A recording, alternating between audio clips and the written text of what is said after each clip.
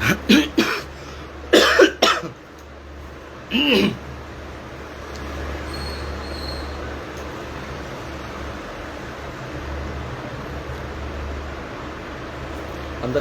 నమస్కారం అండి. నా పేరు సరిపల్లి అశోక్ కుమార్, న్యాయవాది, విజయవాడ.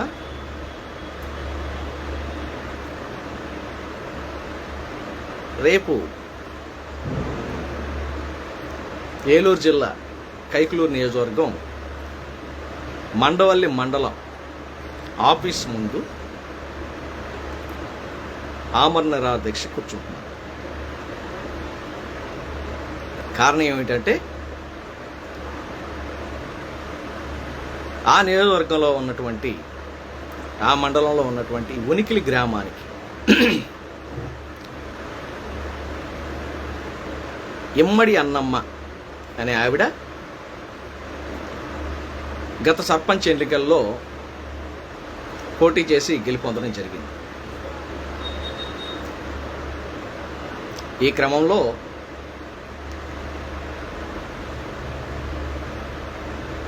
ఆ గ్రామానికి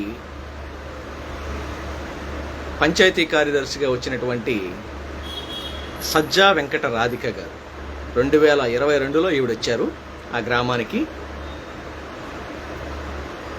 వచ్చిన పిదప గ్రామంలో జరగాల్సినటువంటి పనులు ఏవైతే ఉన్నాయో అవి, మరి ముఖ్యంగా మీకు చెప్పదలుచుకుంది ఏంటంటే, సదరు ఇమ్మడి అన్నమ్మ గారు నాకు మేనత్త ప్లస్ అత్త. వారు వచ్చిన తర్వాత గ్రామంలో జరగాల్సినటువంటి పనుల గురించి మరి మా మామయ్య గారు అయినటువంటి మరియన్న గారికి, మీరు గ్రామంలో పనులు చేయండి, తర్వాత బిల్లులు పెట్టుకోండి అని చెప్పేసి చెప్పడం జరిగింది. మరి ఆవిడ మాటలు నమ్మినటువంటి మా మామయ్య గారు గ్రామంలో గ్రామ అభివృద్ధి పనులు చేయటం జరిగింది.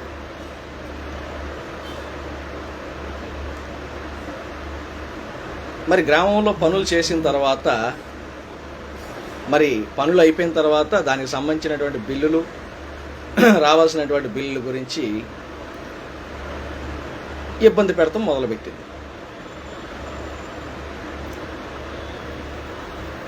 ఆ క్రమంలో ఈ విషయం నా దృష్టికి వచ్చిన తర్వాత 2023 సంవత్సరం ఆఖరికి నా దృష్టికి వచ్చింది. నా దృష్టికి వచ్చిన తర్వాత నేను సదర్ రాధిక గారితో మాట్లాడాను. మేడం గారు, మరి మా మామయ్య గారు కానీ మా అత్తయ్య గారు కానీ పెద్దగా చదువుకోలేదు, వాళ్ళు రాజకీయాల్లో యాక్టివ్గా తిరిగే వ్యక్తులు కూడా కాదు, గత ఎన్నికల్లో ఏదో దళితులకి అవకాశం వచ్చింది కాబట్టి మా అత్తగారు నిలబడడం జరిగింది,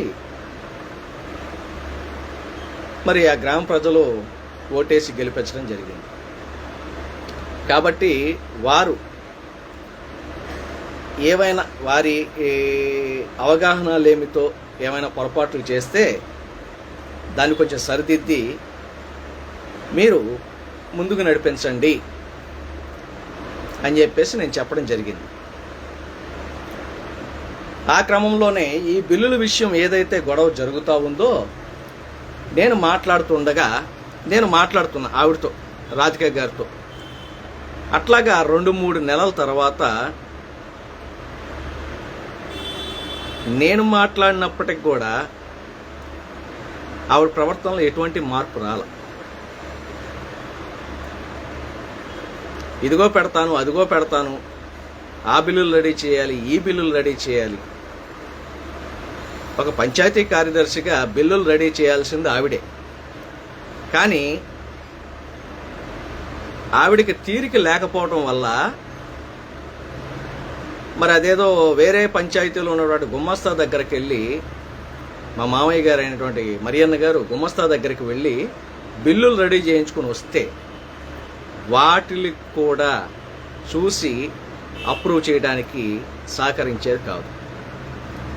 ఈ క్రమంలో ఒక 3-4 నెలల తర్వాత నేను రాధిక గారిని గట్టిగా అడగటం జరిగింది. ఏమ్మా, సరే వాళ్ళంటే ఏదో విషయ పరిజ్ఞానం లేదు, వాళ్ళు చదువుకోలేదు కాబట్టి వాళ్ళు మీతో ఎట్లా బిహేవ్ చేయాలనేది వాళ్ళకి తెలియకపోవచ్చు అని చెప్పేసి నేను అభిప్రాయపడ్డాను. కానీ మరి ఒక చట్టం చదువుకున్న వ్యక్తితో మీరు ఈ రకంగా మాట్లాడటం, ఈ రకంగా ప్రవర్తించడం ఎంతవరకు కరెక్ట్ అమ్మా? మరి వాళ్ళ పట్ల మీరు చేసేది తప్ప ఒప్ప అన్న కోణంలో నేను ప్రశ్నించడం జరిగింది. సరే ఇదంతా కాదు, ఎందుకు ఈవిడతో గొడవ ఎందుకులే, పంచాయతీ కార్యదర్శితో గొడవ ఎందుకులే అని చెప్పేసి ఆఖరిగా చివరికి నేనేం చేశానంటే, అమ్మ పంచాయతీ రికార్డులు ఒక్కసారి సర్పంచ్ గారికి ఇస్తే అసలు ఏమేమి శాంక్షన్ అయినాయి, పంచాయతీల నిధులు ఎంత ఉన్నాయి, దేనికి ఖర్చు పెట్టారు, దేనికి వాడారు, ఎవరెవరికి బిల్లులు పెట్టారు, మొత్తం విషయం తెలుస్తుంది కదమ్మా. పంచాయతీ సెక్రటరీగా మీరు ఆ రికార్డ్ని మరి సర్పంచ్ గారికి ఇస్తే పంచాయతీ ఆఫీసులో వెరిఫై చేసుకుంటాము. ఇదంతా 2024 జనవరి ఫిబ్రవరి దగ్గర నుంచి జరుగుతుందండి. మరి గ్రామ సర్పంచ్ అయినటువంటి ఆవిడికి రికార్డు ఇవ్వటానికి కార్యదర్శి గారికి ఉన్నటువంటి అభ్యంతరాలు ఏంటి?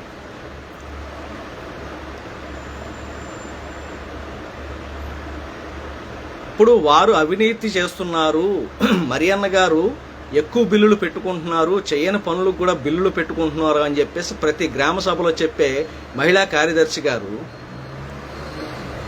మరి రికార్డులు వెరిఫై చేసుకుంటాం ఇవ్వమంటే ఎందుకు ఇవ్వట్లేదు? అంటే ఒక సర్పంచ్ రికార్డులు అడిగితే సెక్రటరీ ఇవ్వరు, రికార్డు ఇవ్వరు. ఒక్క రికార్డు పంచాయతీ ఆఫీసులో ఉండదు, ఒక్క రికార్డు కూడా పంచాయతీ ఆఫీసులో ఉండదు. అదేమన్నా అడిగితే, ఎవరైనా ఆఫీసులు అడిగితే పలానా చోట పలానా పంచాయతీ, ఈవిడ మళ్ళీ వేరే పంచాయతీలకు ఇన్ఛార్జ్ అనమాట. అంటే ఈ ఒక్క పంచాయతీ ఎలగబెట్టడం కాదు, మిగతా పంచాయతీల్లో కూడా మేడం గారు ఎలగబెడుతున్నారు. మరి ఆవిడ ఇన్ని పంచాయతీలు చూసుకునే ఆవిడ రికార్డు అడిగితే ఎందుకు భయపడుతుంది? నేను అడిగేది ఇది ఒకటే, రికార్డు అడిగితే భయపడాల్సిన అవసరం ఏంటి? నిజంగా మీరు ప్రతి గ్రామ సభలో ఆరోపించినట్టుగా ప్రతి గ్రామ సభలో మీరు ఎవరెవరినో చూసుకొని సదరు కార్యదర్శి గారు, పంచాయతీ కార్యదర్శి గారు ఎవరెవరినో చూసుకొని విర్రవేగుతున్నారు కదా. ఇక్కడ మరి ముఖ్యంగా ఫేస్బుక్ స్నేహితులకి తెలియజేసేది ఏంటంటే, ఒక గ్రామ పంచాయతీ బోర్డు మీటింగ్ జరుగుతున్నప్పుడు పంచాయతీ సభ్యుడు కానోడు ఎవడన్నా గ్రామ సభ పంచాయతీ బోర్డు మీటింగ్ జరుగుతున్నప్పుడు వెళ్తాడా? కానీ ఈవిడ ఎలా చేస్తుంది? ఈవిడ ఆ ఊర్లో పెద్ద మనుషులని చెప్పేసి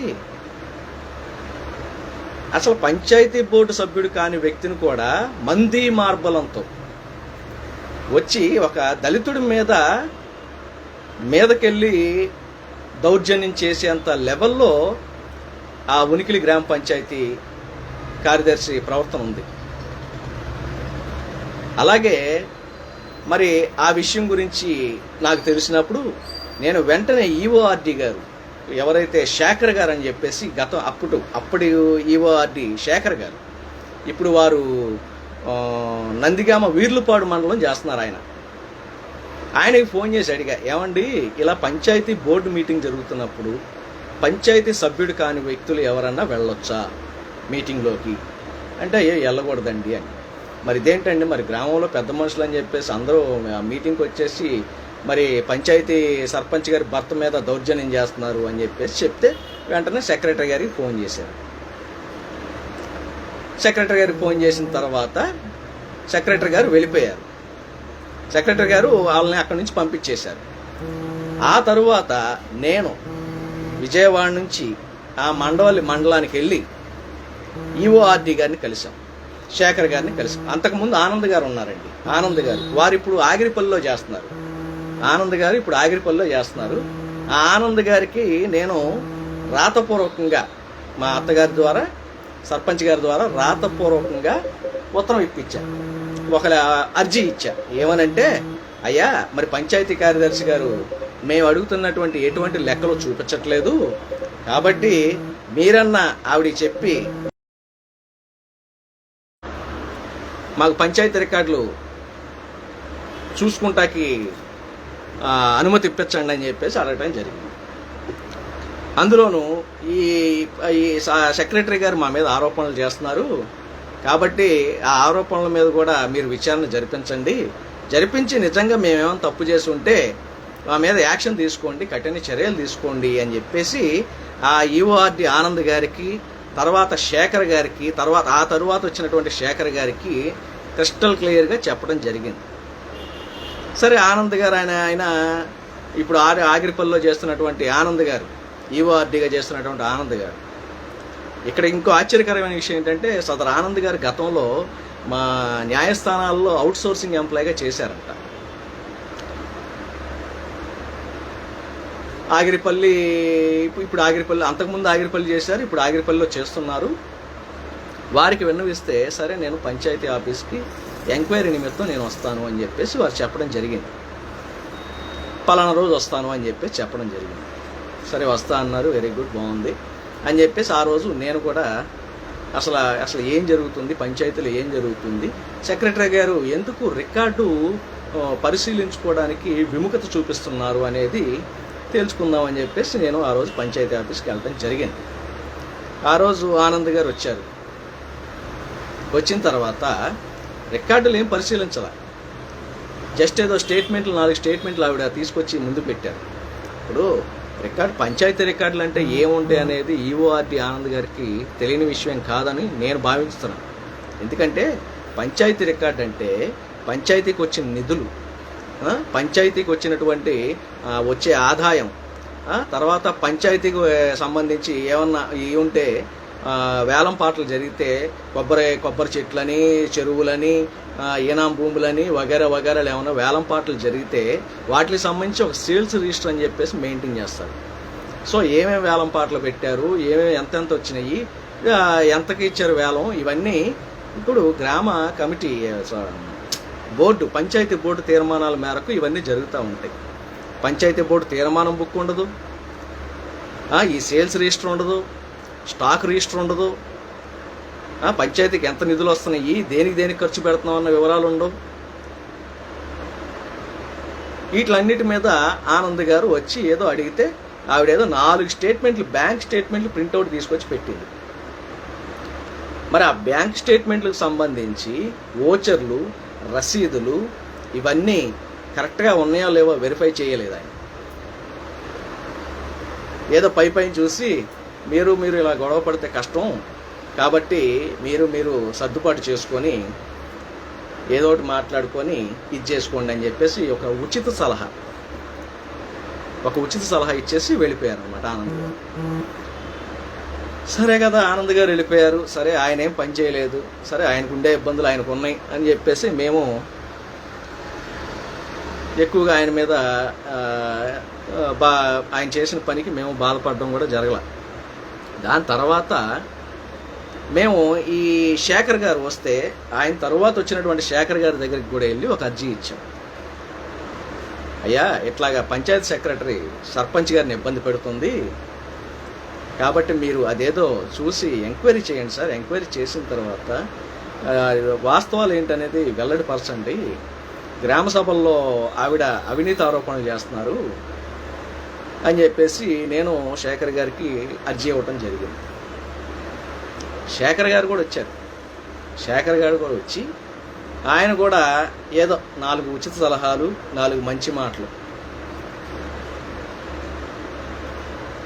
పెదరాయుడు సినిమాలో ఒక 4 డైలాగులు ఉంటాయి కదండి, సౌందర్యతో చెప్పే డైలాగు, తర్వాత పెద్దమోహన్ బాబు చిన్నమోహన్ బాబుతో చెప్పే డైలాగులు లాంటి ఒక 4 డైలాగులు చెప్పేసి ఆయన కూడా నమస్కారం పెట్టేశాడు.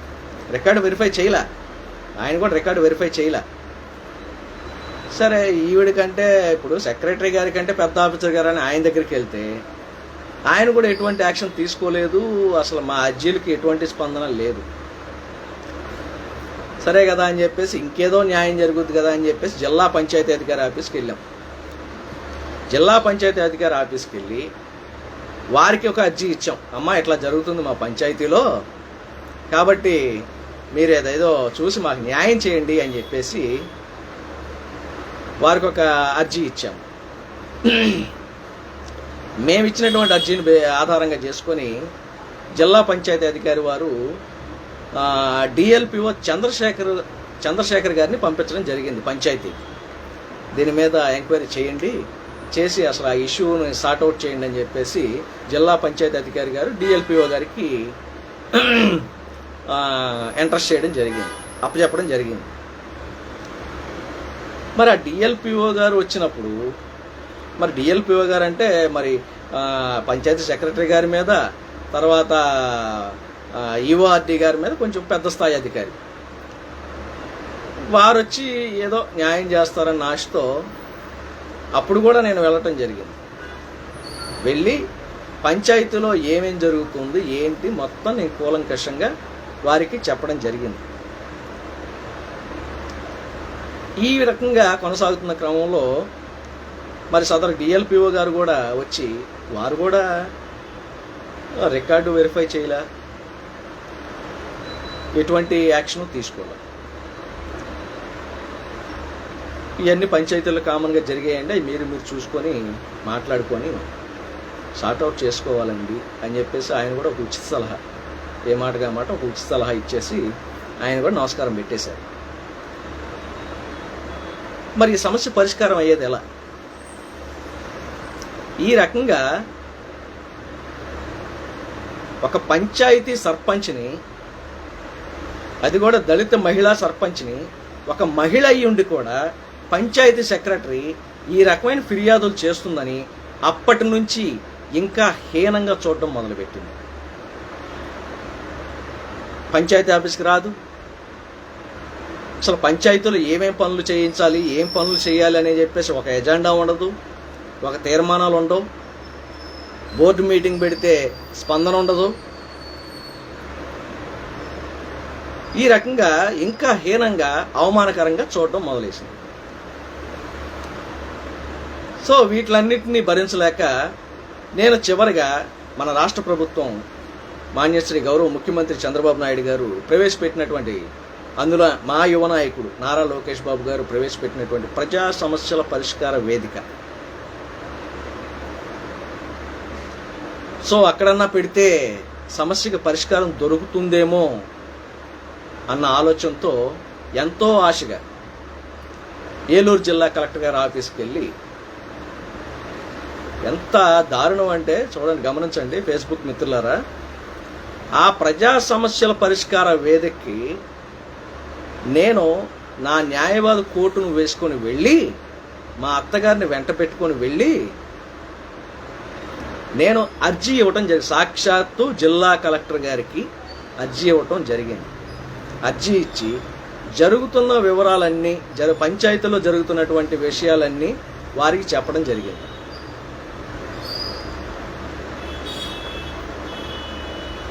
వెంటనే కలెక్టర్ గారు అక్కడ ఉన్నటువంటి డిఎల్పిఓ చంద్రశేఖర్ గారిని వేదిక మీదకి పిలవటం జరిగింది. పిలిచి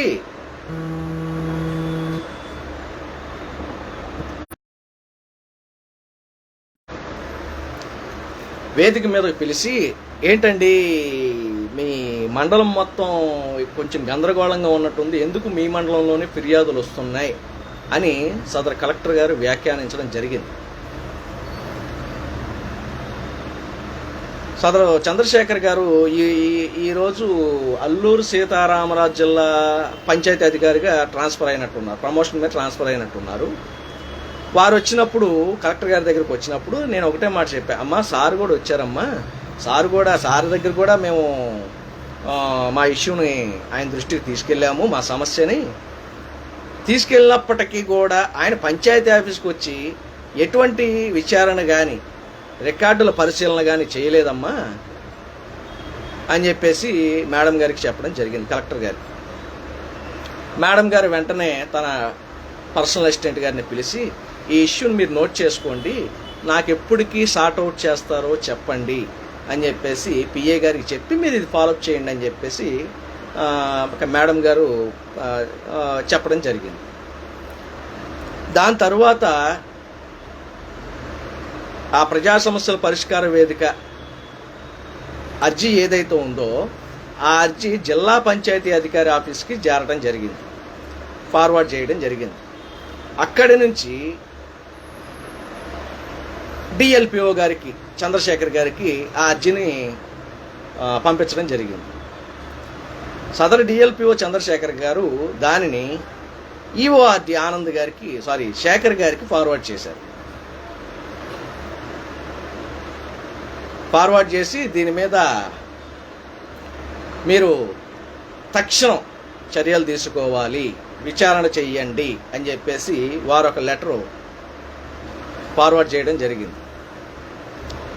మరి డిఎల్పిఓ గారి ఆదేశానుసారం సదరు ఈఓఆర్డి శేఖర్ గారు పంచాయతీ ఆఫీస్కి రావడం జరిగింది. ఇక్కడ ఒక ఆశ్చర్యకరమైన విషయం చెప్పాలి ఫేస్బుక్ మిత్రులందరికీ. ఏమిటంటే సదరు ఈఓఆర్డి గారు రావటమే మధ్యాహ్నం వచ్చారు. మార్నింగ్ వస్తా అన్న వ్యక్తి మధ్యాహ్నం వచ్చారు. వెయిట్ చేశాము. మధ్యాహ్నం వస్తూ వారు ఏం చేశారంటే అండి, మేము ఏ సెక్రటరీ అయితే మాకు సపోర్ట్ చేయట్లేదు, ఏ సెక్రటరీ అయితే మా మీద అవినీతి ఆరోపణలు చేస్తుంది, ఏ సెక్రటరీ అయితే మా మీద గ్రామ సభల్లో అవమానంగా మాట్లాడుతుంది అని చెప్పేసి మేము అర్జీ పెట్టడం జరిగిందో, అనూహ్యంగా ఆ రోజు సోమవారం అవటం, ఈ గ్రామంలో ఉన్నటువంటి కొంతమంది వ్యక్తులు మండల ఆఫీస్కి వెళ్ళి సర్పంచ్ గారు, సెక్రటరీ గారు కొమ్మక్కయ్యి పంచాయతీ నిధులు తినేస్తున్నారు అని వారొక అర్జీని ఇవ్వటం జరిగింది. చూడండి, రాజు తలుచుకుంటే దెబ్బల కొదువా అన్నట్టు మరి మేము జిల్లా కలెక్టర్ ఆఫీసులో ఇచ్చినటువంటి అర్జీ ఏమో మరునాడు డిపిఓ గారు జిల్లా పంచాయతీ అధికారి ఆఫీస్కి ఫార్వర్డ్ చేయడం జరిగింది. అక్కడ నుంచి డిఎల్పిఓ గారికి 2 రోజుల తర్వాత ఫార్వర్డ్ అవ్వడం జరిగింది. అక్కడి నుంచి ఈఓఆర్డి గారికి 1 వారం రోజుల తర్వాత రావడం జరిగింది. మరి అనూహ్యంగా మరి ఆ రోజే మండల ఆఫీసులో పెట్టినటువంటి ప్రజా సమస్యల పరిష్కార వేదిక ఈఓఆర్డి శేఖర్ గారి చేతికి ఎలా వచ్చింది? ఈఓఆర్డి గారికి ఇచ్చారా? లేదు. దాంట్లో సారాంశం ఏంటంటే, ఆ అర్జీలో సారాంశం ఏంటంటే, వార్డు మెంబర్లు అని చెప్పబడుతూ కొంతమంది సంతకాలు చేశారు. ఎంత హాస్యాస్పదం అంటే అండి, అందులో సంతకం పెట్టాడు అని చెప్పబడుతున్నటువంటి వ్యక్తి అసలు ఆ ఊళ్ళోనే ఉండట్లేదు. అతను ఎప్పటి నుంచో హైదరాబాద్లో నివాసం ఉంటున్నాడు. మరి అతని సంతకం ఆగమేఘాల మీద వచ్చి సంతకం పెట్టేసి వెళ్ళిపోయాడు అంటారా? సరే, ఆ అర్జీని తీసుకొని శేఖర్ గారు రావడం జరిగింది. మేము ఒకటే మాట చెప్పాం, సార్ మీరు తీసుకొచ్చారు బాగానే ఉంది, మాకు ఎవరు పెట్టినా మీరు సరే అదైనా ఎంక్వైరీ చేయాల్సిందే, ఇదైనా ఎంక్వైరీ చేయాల్సిందే. సరే మాది పక్కన పెట్టేసేయండి. వార్డు మెంబర్లు ఇచ్చారు కదా, సర్పంచ్ సెక్రటరీ కుమ్మక్కయ్యి పంచాయతీ నిధులు తినేస్తున్నారని చెప్పేసి సెక్రటరీ ఇచ్చారు కదా, సార్ దాని మీద విచారణ జరపండి సార్. పోనీ దాని మీద విచారణ, మాకు కావాల్సింది పంచాయతీ నిధులు ఎట్లా దుర్వినియోగం జరుగుతున్నాయి అనేదే మాకు కావాలి. కాబట్టి మీరు దాని మీద విచారణ జరపండి. అదన్న మాకు సంతోషమే, పెట్టినందుకు మాకు బాధేం లేదు, ఎవరు తిన్నారో తెలియాలి కదా అని చెప్పేసి మేము సదరు శేఖర్ గారికి నేనే పర్సనల్గా రిక్వెస్ట్ చేయడం జరిగింది. మరి వారు పంచాయతీకి విచారణ నిమిత్తం వచ్చి సెక్రటరీ గారిని రికార్డులు అడిగారండి. జాగ్రత్తగా గమనించండి మిత్రులారా, రికార్డులు అడగడం జరిగింది. రికార్డులు అడిగితే మేడం గారు ఇచ్చినటువంటి సమాధానం ఏమిటంటే, ఫలానా ఈ పంచాయతీ రికార్డులు ఫలానా మొకాసా కలవపూడో అంటే ఆ ఊరు ఈవిడ ఒక 5 గ్రామాలకి ఇన్ఛార్జిగా ఉన్నట్టున్నారు. మొకాసా కలవపూడో లేకపోతే పెరుగుగూడెమో ఇంకేదో వగైరా చెప్పారు. ఆ పంచాయతీ ఆఫీసులో ఈ పంచాయతీ ఆఫీస్ రికార్డులు ఉన్నాయండి అని చెప్పారు. దానికి తోడు ఇంకా తయారు చేయాల్సినటువంటి రికార్డు ఉంది కాబట్టి నాకు 1 వారం 10 రోజులు గడువు కావాలండి అని చెప్పేసి ఆవిడ అడగటం జరిగింది.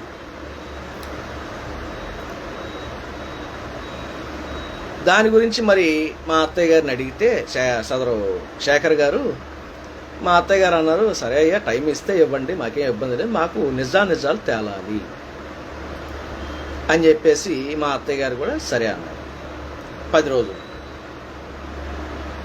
10 రోజులు సమయం గడుస్తుంది. ఈఓఆర్డి గారి దగ్గర నుంచి ఎటువంటి సమాచారం లేదు. ఏం జరుగుతుంది? 10 రోజులు గడిచిన తర్వాత ఫోన్ చేస్తే వారి దగ్గర నుంచి వచ్చిన సమాధానం ఏంటంటే, నేను ఆల్రెడీ ట్రాన్స్ఫర్ అయిపోయానండి, తర్వాత వచ్చే అతను మీ అర్జీని పరిశీలిస్తారు అని చెప్పేసి వారు ఒక రకంగా చెప్పాలంటే మన పరిభాషలో చావు కబురు చల్లగా చెప్పారు. సరే అయిపోయింది.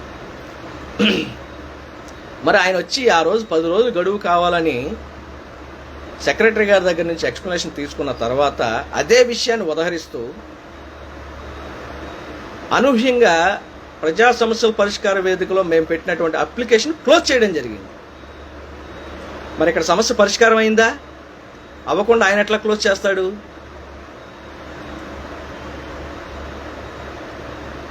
ఇప్పుడు ప్రజా సమస్యల పరిష్కార వేదికలో ఇచ్చినటువంటి అప్లికేషన్ కంటిన్యూస్గా నువ్వు 10 రోజులు టైం ఆవిడ కేటాయిస్తూ 10 రోజుల తర్వాత కూర్చుందామని చెప్పేసి దీని మీద యాక్షన్ తీసుకుంటామని చెప్పేసి లెటర్ రెడీ చేసిన తర్వాత సమస్య పరిష్కారం అయ్యింది అని మీరు ఎట్లాగా ఆన్లైన్ పోర్టల్లో పెడతారు? సరే క్లోజ్ చేశారు. దాన్ని బేస్ చేసుకొని సరే మరి ఎందుకు జరిగిందో, ఏం జరిగిందో, ఆయన ఎందుకు ట్రాన్స్ఫర్ అయ్యారో, ఆయన ఎందుకు ట్రాన్స్ఫర్ కోరుకున్నారో మరి ఇవన్నీ వారికే తెలియాలి. సరే మళ్ళీ ఇంకో అర్జీ పట్టుకొని మళ్ళీ అదే ప్రజా సమస్యల పరిష్కార వేదిక జిల్లా కలెక్టర్ ఆఫీస్ గారి దగ్గరికి మళ్ళీ వెళ్ళటం జరిగింది. మళ్ళీ సోమవారం 1 నెల రోజుల తర్వాత, ఇదంతా 1 నెల రోజుల తర్వాత వెళ్ళి పెడితే ఆ యొక్క దీంట్లో ఇదిగోండి మొత్తం ఆ పంచాయతీకి సంబంధించినటువంటి మొత్తం రికార్డ్ ఇది పెడితే ఆ యొక్క ఇది మళ్ళీ డిపిఓ గారికి చేరడం జరిగింది. డివిజనల్ పంచాయతీ అధికారి వి చంద్రశేఖరం, డివిజనల్ పంచాయతీ అధికారి వి చంద్రశేఖరం గారికి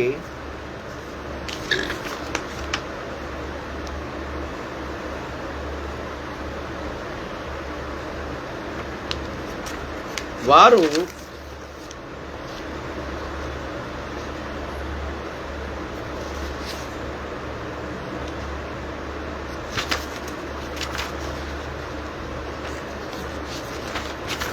ఈ పంచాయతీ డివిజనల్ పంచాయతీ అధికారి వి చంద్రశేఖరం గారు ఇచ్చిన తర్వాత వారు ఉప మండల పరిషత్ అభివృద్ధి అధికారి మండల ప్రజా పరిషత్ మండవల్లి, ఇదిగోండి సార్ జాగ్రత్తగా చూడండి, ఉప మండల పరిషత్ అభివృద్ధి అధికారి మండల ప్రజా పరిషత్ మండవల్లి, వీరికి మా యొక్క అర్జీని ఫార్వర్డ్ చేయడం జరిగింది.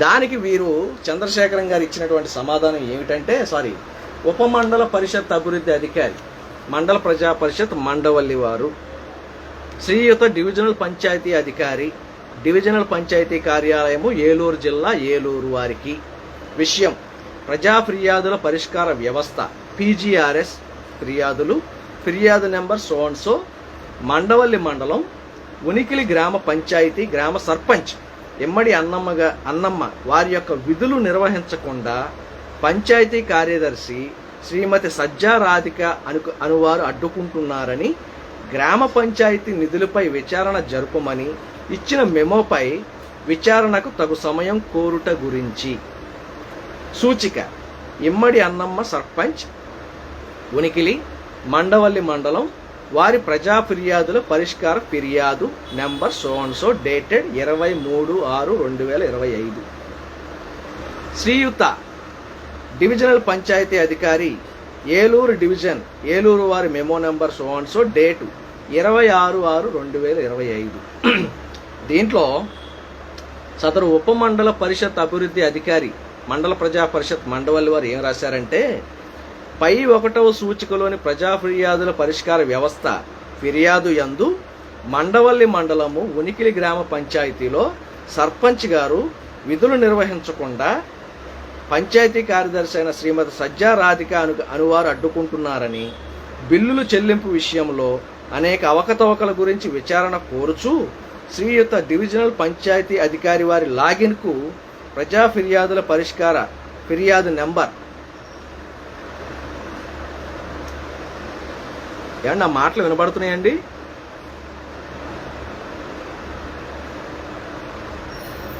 సార్ లైవ్లో ఉన్న వాళ్ళు కొంచెం చెప్పండి, నా మాటలు ఏమైనా వినబడుతున్నాయా?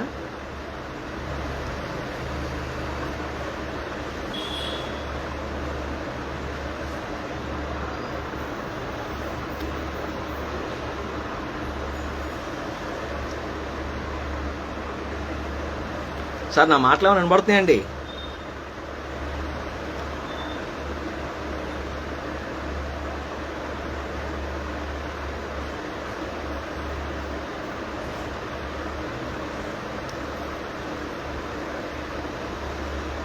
అనేక అవకతవకల గురించి విచారణ కోరుచు శ్రీయుత డివిజనల్ పంచాయతీ అధికారి వారి లాగిన్కు ప్రజా ఫిర్యాదుల పరిష్కార ఫిర్యాదు నెంబర్ సో ద్వారా పంపబడినది.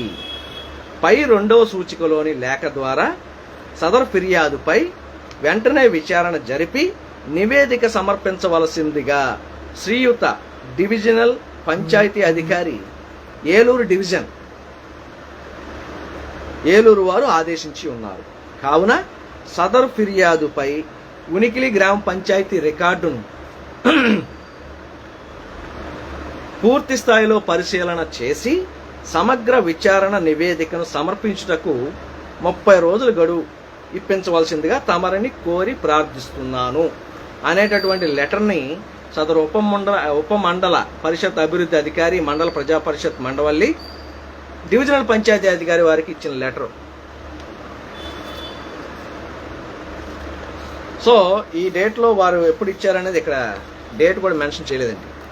గౌరవ ప్రభుత్వ ఉద్యోగులు వీరంతా ఒక లెటర్ని ఏ రకంగా ఇవ్వాలి, ఆ లెటర్ మీద ఒక ఇది ఉండాలన్న ఇది కూడా లేకుండా పనిచేస్తున్నారనమాట. ఉపమండల పరిషత్ అభివృద్ధి అధికారి డేట్ కూడా లేదు, ఈ లెటర్ మీద ఎక్కడ డేట్ లేదు, ఫలానా డేట్ని ఇస్తున్నామని చెప్పేసి. సో దీన్ని బేస్ చేసుకొని ఈ యొక్క ఉత్తరాన్ని, ఈ యొక్క రిప్లైని ఆధారంగా చేసుకొని సదరు వి చంద్రశేఖరం డివిజనల్ పంచాయతీ అధికారి ఏలూరు మరి అర్జీ పెట్టినటువంటి ఎమ్మడి అన్నమ్మ గారికి వారొక లెటర్ ఇచ్చారు. ఏ డేట్ అంటే 1/7/2025 1/7/2025 వారొక లెటర్ ఇవ్వటం జరిగింది. దాంట్లో ఏమన్నారంటే, ఫిర్యాదు సో ఇక్కడ చూడండి, ఈ పరిష్కారము సమాధానం అని చెప్పేసి ఒక లెటర్ ఇచ్చి దీన్ని కూడా క్లోజ్ చేయడం జరిగింది. ఏమనంటే, మీ యొక్క ఫిర్యాదునందుల అంశములపై గ్రామ పంచాయతీ రికార్డు పరిశీలించి నివేదిక సమర్పించుటకు 30 రోజులు గడువు ఇప్పించవలసిందిగా ఉప మండల పరిషత్ అభివృద్ధి అధికారి మండల ప్రజా పరిషత్ మండవల్లి వారు కోరి ఉన్నారని తెలియచేయచ్చు సదరు ఫిర్యాదును ముగించటమైనది. ఇక్కడ సమస్య పరిష్కారం కాల, ఆయన టైం అడిగాడు, 30 రోజులు టైం అడిగాడు. 30 రోజులు టైం అడిగితే సమస్య పరిష్కారం అయిపోయినట్టేనా? సరే 30 రోజులు గడువు అడిగారు, మీరు సమస్య ముగిసిందని చెప్పేసి ఇచ్చేశారు, క్లోజ్ చేశారు. మరి ఇక్కడ 1/7/2025 ఇచ్చినటువంటి లెటర్ ఇది. ఈరోజు 4/9/2025. మరి ఈ రోజు వరకు సదరు ఉపమండల పరిషత్ అభివృద్ధి అధికారి ఈ రోజు వరకు పంచాయతీకి వచ్చిన దాఖలాలు లేవు. ఈ రోజు వరకు ఎటువంటి రికార్డుల పరిశీలన కూడా జరపలేదు. వారు 30 రోజులు గడువు అడిగింది వారే. 30 రోజులు దాటిపోయింది. ఈ రోజు వరకు వారి దగ్గర నుంచి ఎటువంటి రెస్పాన్స్ లేదు. వారు ఎటువంటి యాక్షను, ఎటువంటి చర్యలు, ఎటువంటి రికార్డుల పరిశీలన తీసుకోలేదు. ఇదిలా ఉంటే నేను గతంలో ఒక న్యాయవాదిగా సదరు సెక్రటరీ గారికి పంచాయతీ నిధుల గురించి నేను ఒక అర్జీ పెట్టడం జరిగింది. ఆర్టీఐ కింద అర్జీ పెడితే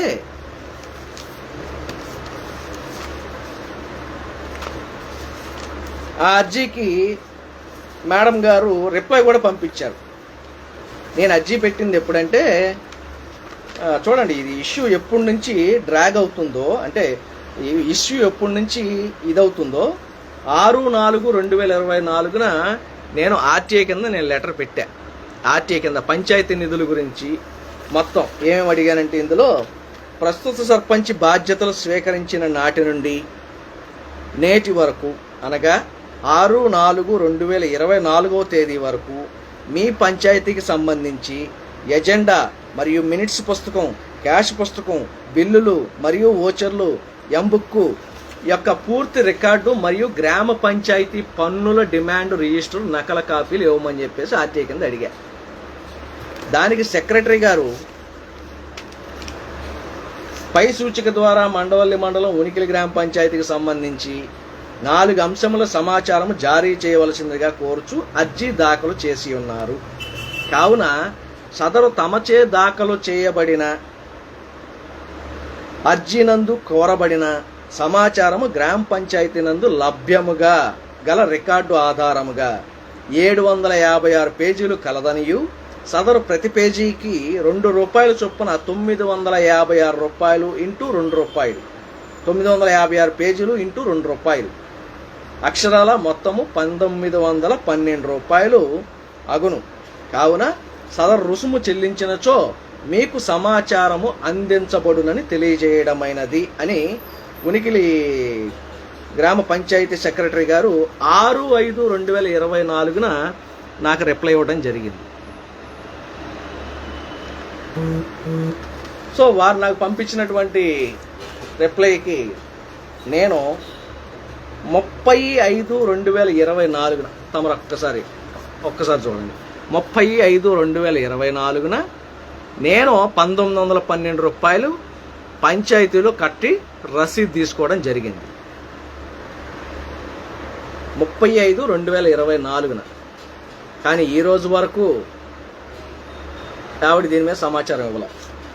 చూడండి, ఇప్పుడు చట్టాలని, ఇప్పుడు ఒక న్యాయవాదిని నేను, చట్ట ప్రకారం నాకు కావాల్సినటువంటి హక్కుల కోసం నేను పోరాడుతుంటే చట్టాలని ఇల్లు ఎంత హీనంగా, ఎంత జుగుప్సాకరంగా తొంగలో తొక్కుతున్నారు, వ్యవస్థలు ఎంత హీనస్థితికి దిగజారిపోయినాయి అనేది మీరు గమనించండి ఒకసారి.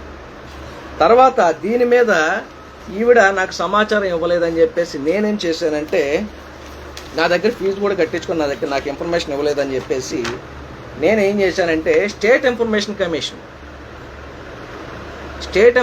కమిషన్కి నేను 18(1) కింద కంప్లైంట్ ఇచ్చాను.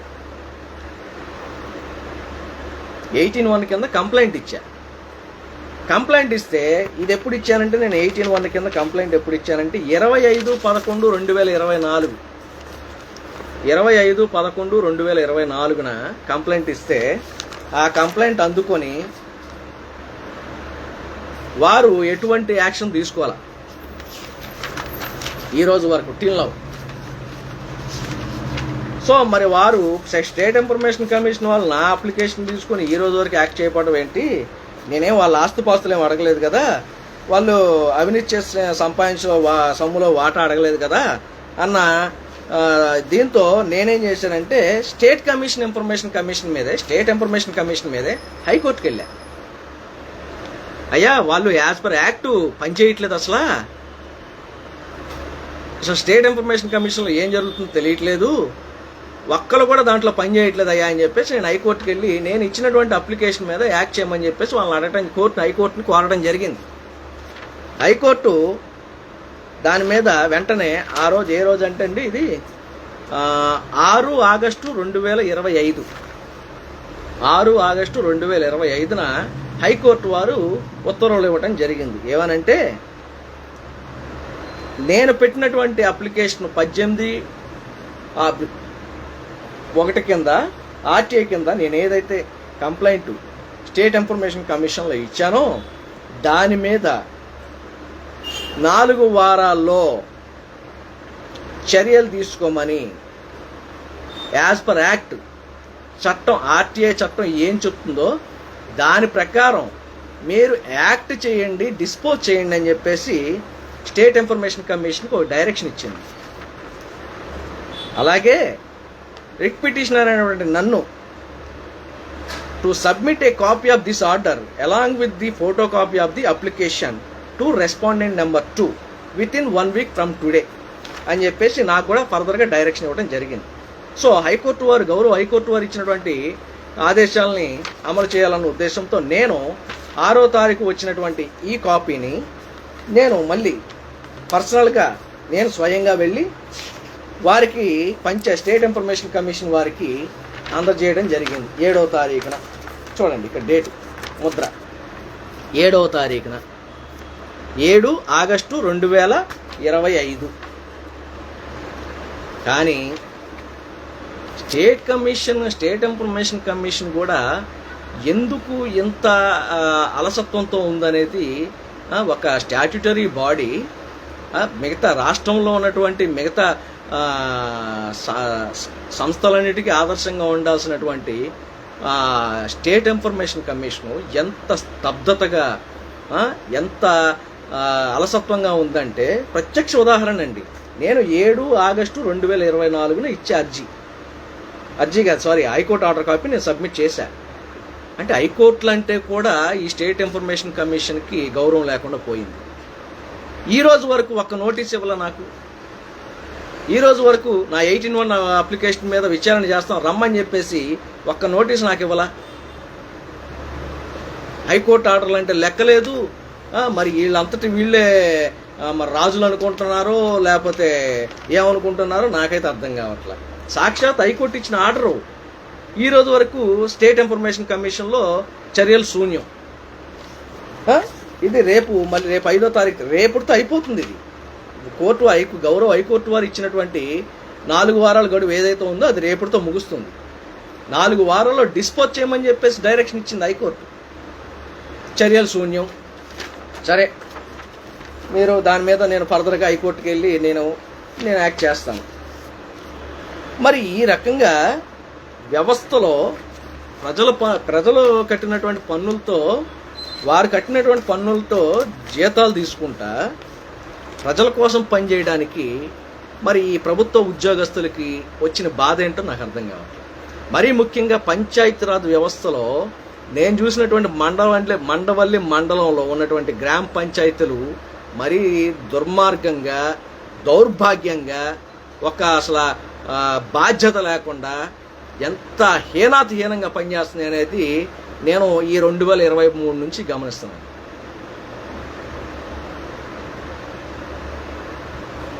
వ్యవస్థలన్నీ ఇట్లా ఉంటే సామాన్యుడికి న్యాయం జరిగేది ఎలాగా? ఇంక మిగతా వాళ్ళకి మీరేం చేస్తారు? ఒక న్యాయవాదనైన నాకే మీరు పారదర్శకంగా ఉండమని చెప్పేసి ప్రభుత్వాలు చట్టాలు చేసి ఆర్టీఐ చట్టం అని, ఆ చట్టం అని, ఈ చట్టం అని చెప్పేసి పెడితే ఒక న్యాయవాదనైన నాకే న్యాయం జరగకపోతే సామాన్యుడికి న్యాయం జరిగే అవకాశం ఉందా? సామాన్యుడికి న్యాయం చేసే పరిస్థితుల్లో ఈ వ్యవస్థ ఉందా? ఈ వ్యవస్థలు ఉన్నాయా? కాబట్టి వీటిలన్నిటి మీద నేను సదరు సెక్రటరీ గారు అయినటువంటి సజ్జా రాధిక గారికి ఒకటే మెసేజ్ పెట్టా 25/8/2025. అమ్మా సెక్రటరీ గారు, ఇప్పుడు దాకా మేము చేయాల్సిన ప్రయత్నాలన్నీ చేశాం. ఓకే, మీలో చలనం రాలేదు, మీరు ఏ రకంగానూ స్పందించలేదు. కాబట్టి నేను ఒకటే మాట చెప్పాను, అమ్మా మీరు సర్పంచ్ గారు, వారి భర్త గారు అవినీతి చేశారని చెప్పేసి ప్రతి గ్రామ సభలో మీరు ఆరోపణలు చేస్తున్నారు కదా, ఆ అవినీతి ఏంటనేది 4వ తారీఖు కల్లా నిరూపించండి, బయట పెట్టండి. లేని పక్షంలో 5వ తారీఖు నుంచి నేను మండవల్లి మండల ఆఫీస్ ముందు సమస్య పరిష్కారం అయ్యేంత వరకు ఆమర నిరాహార దీక్ష చేస్తాను అని చెప్పేసి మెసేజ్ కూడా పెట్టాను. సదరు సెక్రటరీ గారికి, జిల్లా పంచాయతీ అధికారి గారికి. మెసేజ్ కూడా కనీసం అసలు కనీసం మెసేజ్ కూడా చూసినట్టు దాఖలాలు లేవండి. మెసేజ్ కూడా చూసినట్టు దాఖలాలు లేవు. ఎంత ఘోరంగా పంచాయతీరాజ్ వ్యవస్థ మండవల్లి మండలంలో నడుస్తుందంటే చెప్పుకుంటా సిగ్గుచేట అనిపిస్తుంది. మరి సదరు సెక్రటరీ గారు, పంచాయతీ సెక్రటరీ గారు అవినీతి ఆరోపణలు గుప్పించారు, బాగానే ఉంది. సర్పంచ్ గారి మీద బాగానే ఉంది. మీకు 4వ తారీఖు వరకు, అంటే ఈ రోజు వరకు గడువు ఇచ్చా, కానీ మీ దగ్గర నుంచి ఎటువంటి స్పందన లేదు. నేను అందుకనే రేపు ఉదయం 10 గంటలకి మండవల్లి మండల ఆఫీసులో, మండల ఆఫీస్ ముందు ఒక దళిత న్యాయవాదిగా వ్యవస్థల ప్రక్షాళన కోసం చెప్తున్నాను, వ్యవస్థల ప్రక్షాళన కోసం నేను ఆమర నిరాదీక్ష రేపు ఉదయం 10 గంటల నుంచి కూర్చుంటాను. జిల్లా కలెక్టర్ గారు, సర్పంచ్ గారు పెట్టినటువంటి అర్జీల మీద ఏం సమస్య, ఏం పరిష్కారం చేశారో చెప్పాలి. ఎంపీడీఓ గారు, ఎంఆర్ఓ, డిఎల్పిఓ గారు, డిపిఓ గారు, వీళ్ళందరూ ఒక సర్పంచ్ పెట్టినటువంటి సమస్యను పరిష్కరించలేకపోయారు అంటే, అర్జీని సమస్య మీరు పరిష్కరించలేకపోయారంటే మీరు ఇంకా ఏ రకమైన పనులు చేస్తున్నారు. కాబట్టి ఈ వ్యవస్థలో ఉన్న మీరు ఈ వ్యవస్థ బాగుపడేంత వరకు, మరి ముఖ్యంగా మండవల్లి మండలంలో ఉన్నటువంటి పంచాయతీరాజ్ వ్యవస్థ ప్రక్షాళన అయ్యేంత వరకు, సదరు సెక్రటరీ మీద యాక్షన్ తీసుకునేంత వరకు, సదరు అర్జీల మీద పరిష్కారం చూపేంత వరకు రేపు ఉదయం 10 నుంచి మండవల్లి మండల ఆఫీస్ ముందు నేను ఆమర నిరాదీక్ష చేస్తున్నాను. కాబట్టి ఫేస్బుక్ మిత్రులందరికీ మనం చేసేది ఏంటంటే, మీరు ఏ రూపకంగా నేను ఇప్పుడు వరకు చెప్పిన దాంట్లో నేను చెప్పినటువంటి సమస్యలో నిజాయితీ ఉందనుకుంటే మీరు మీ యొక్క సహాయం, మీ యొక్క సహకారాన్ని ఫేస్బుక్ వేదికగా కానీ, స్వయంగా కానీ, ఫోన్ ద్వారా కానీ నాకు తెలపవలసిందిగా, మీ యొక్క సహాయ సహకారాలు తెలపవలసిందిగా మీకు చేతులెత్తి ప్రార్థిస్తున్నాను. వ్యవస్థల ప్రక్షాళనలో మీరు కూడా భాగం కమ్మని మిమ్మల్ని వేడుకుంటున్నాను. నమస్కారం అండి. అందరికీ జై హింద్.